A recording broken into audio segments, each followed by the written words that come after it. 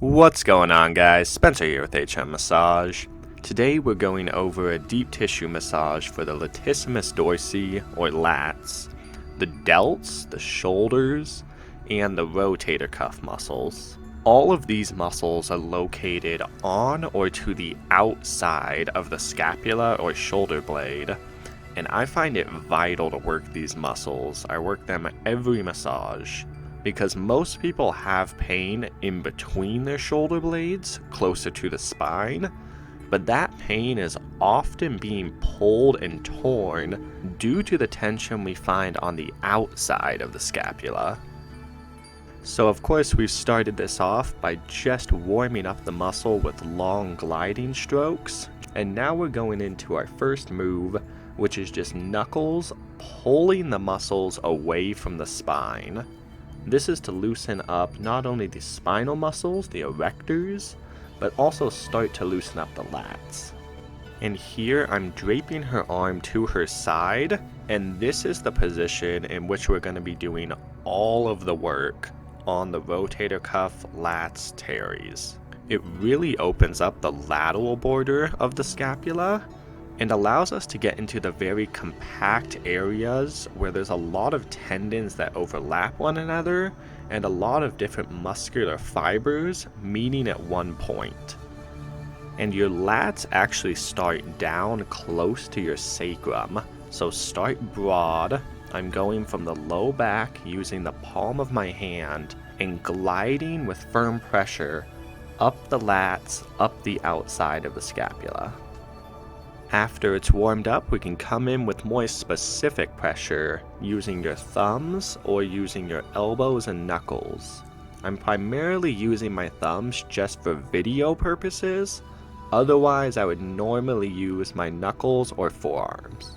But as you can see, I'm spending a little bit more time right where the lats meet the delts and the teres muscles. This area has many different tendons, all wrapping up in there, and so it's important to work in there, separate out the fibers, and provide that flexibility.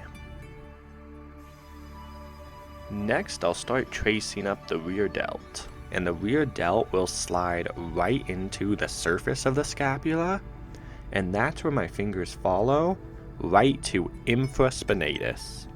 That's one of the rotator cuff muscles we're working, and infraspinatus is a muscle that lies directly on top of your scapula. A lot of people work around the scapula, but nobody presses directly on it, and this is a muscle that's loaded with trigger points and leads to a lot of reference pain. So very important to work here, very slow up the rear delt, and slide right onto infraspinatus. And on her, you can really see the muscular borders. She's actually 1 week out from a bikini fitness competition, and so her muscles are very defined, but knowing the anatomy, you can always find someone's muscle. And generally, I would advise holding the infraspinatus a little longer than I'm holding it here.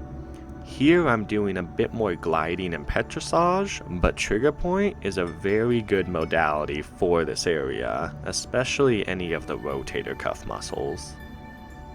You can also target the front deltoids from this position too, so with my bottom hand, my fingers are wrapped underneath and they're really working to separate out the fibers that attach to the pecs, as well as just provide some space and blood flow.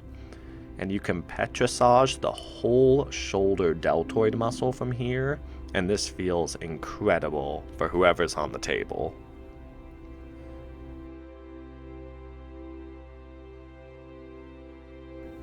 Any areas or muscle fibers that you find tight, spend a little more time, and I'm also throwing in some rhythmic vibration or shaking, just to kind of help pull and distance that shoulder joint that normally gets so compact throughout the day.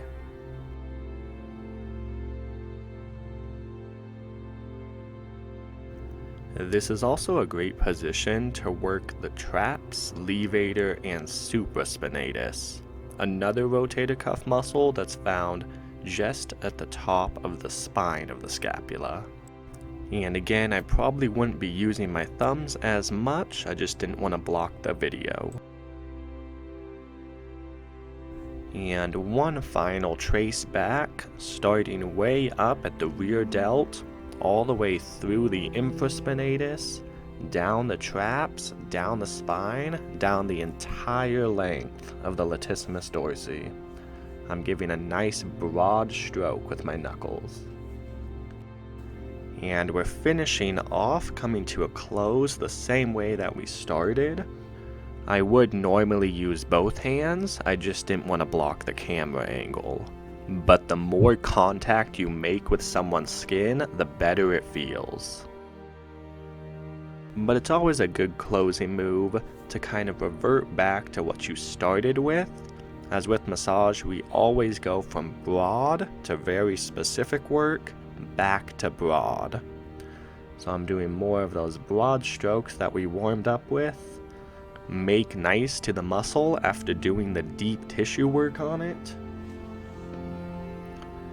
And then here I finished off with a nice spreading of the muscle fibers with both hands. Thank you guys for watching. I hope you enjoyed the video.